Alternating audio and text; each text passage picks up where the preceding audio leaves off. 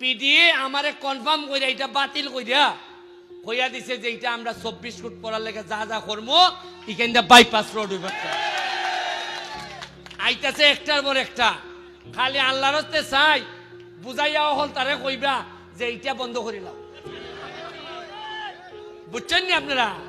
এটা বন্ধ করিলাম। আপাতত খটা দিন ব্যারিস্টারের তার মতো কাম করতে দাও।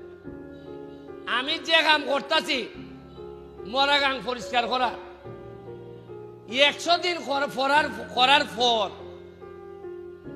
আইসে ঢাকার থেকে প্রজেক্ট ডিরেক্টর দেখবার লাগে যে এত ভালো কাজ করতেছ। উনকা আইয়া উনলাম বেটা যখন অফিসিয়াল লোক আইছে তখন আইয়া উনকা পৌরসভায় কয় এটা তো টেকা ধরা আছে, আছে আমরারই আছে। মানে পৌরসভা এটার লেগে বরাদ্দ পাইছে আমরা জানিই না। তা আমি কইলাম বেটা পৌরসভা তোমরা এই কথা গান জানাইতে আমার 100 দিন নিলাই যে অলরেডি তোমরা টেকা বরাদ্দ আছে খামই করছো না, এরা চাইছে আমার উপরে ফেলাই দিত। আপনারা কোনোদিন উনচইন পৌরসভার বরাদ্দ আছে এমনি? বরাদ্দ পাইছি 9 লাখ অলরেডি।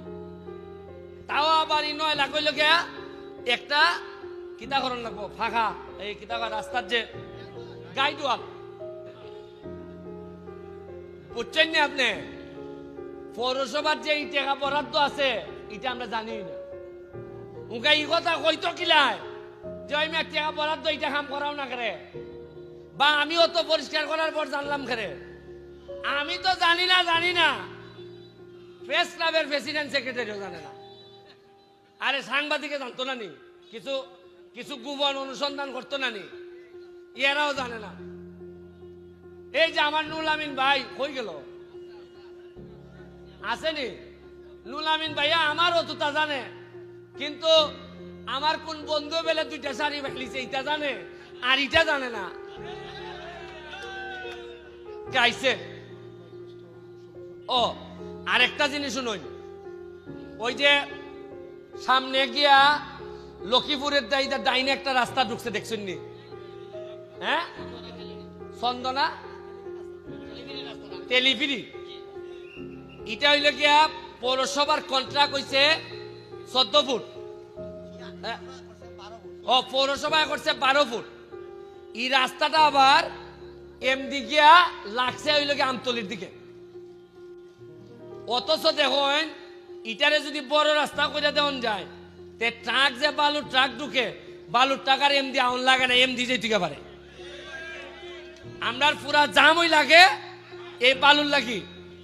এখন এই বাইপাস রোড কইরা দিলে খাম শেষ জায়গা। আমি জানিই না যে 12 ফুট রাস্তা হইছে আর কি কেন। আর একবার 12 ফুট হইলে পরে আর মানুষে দিবনি জায়গা। ওই আইয়া লাল মিয়া কমিশনার মেম্বার বেটায় আমারে কইল যে আমরা জায়গা ব্যবস্থা করে দিব, আপনি রাস্তা করে দিন। পৌরসভায় তো মানে না। পৌরসভার কথা হইলে তাড়াতাড়ি কাম করে নিত। 12 ফুট ওই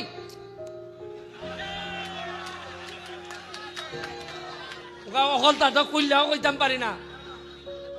12 ফুট ওই এমনি এমনি শেষ হয়েছে দেখাম। ডাকা গিয়া পিডিরে কইলাম এই রাস্তা 12 ফুট হবে না। পিডিএ আমারে কনফার্ম কইরা এটা বাতিল কইয়া দিছে যে এটা আমরা 24 ফুট পড়ার লেগে যা যা করবো এখানটা বাইপাস রোড হইব। আইতাছে একটার পর একটা, খালি আল্লাহর হস্তে চাই বুঝাইয়া হল তারে কইবা যে এটা বন্ধ করিলাম। বুঝছেন নি আপনারা? এটা বন্ধ করিলাম। আপাতত খটা দিন ব্যারিস্টারের তার মতো কাম করতে দাও। আমরা যা যা আছে আমি আর 4.5 বছর যদি বাঁচি সোনারঘাট আপনারা শূন্য খুশি হইবা। মাধবপুর বর্তমানে দেখা যাইতেছে যে সারা বাংলাদেশের মধ্যে সবচেয়ে ধনী উপজেলা হইল গিয়া মাধবপুর। আপনারা তো এই খবরই জানেন না। আপনারা নিজের আর ক্ষমতা সম্পর্কে কোনো ধারণাই নাই। সবচেয়ে বাংলাদেশের মধ্যে ধনী উপজেলা কোনটা? আর এরা আর আমরা মিল্লা ই এলাকার এমপি।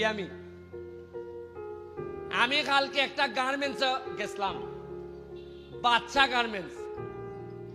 গিয়া দেখলাম ইটার মধ্যে মনে হয় বিনিয়োগ হয়েছে মিনিমাম 10,000 কোটির নিচে না, 2,500 খালি আমরা এলাকার লোকই কাম করে। তাও এইটা মনে করেন 100টা ইন্ডাস্ট্রির মধ্যে মাত্র একটা। এখন আইন সোনারঘাট মাধবপুর পরে আলাপ করবো। সোনারঘাট কিতা কিতা আছে? সোনারঘাট আছে হইলে গিয়া 17টার মতো চা বাগান। কিতা আছে? প্রতিটা চা বাগান রে ইচ্ছা করলে আমি সারা বাংলাদেশের মধ্যে পর্যটনের জায়গা তৈরি করতাম পারবো। অলরেডি 3টা ওই এমডি যাইতে রামগঙ্গা যাইতে ভাইবা একটা যাত্রী ছাউনি বানাইছি, দেখছেন নি? 20 নম্বর সুরমা বানাইছি একটা, আরেকটা হইতাছে এখন চন্ডী বাগান, চন্ডীর বাজারও মাজারেরই কেন। আমি যাওই বরাদ্দ পাইতাছি এমন সব জিনিস বানাইতাছি যাতে মানুষ বাইরে থেকে আইয়া একটা ছবি তুলে। আর যদি 2-3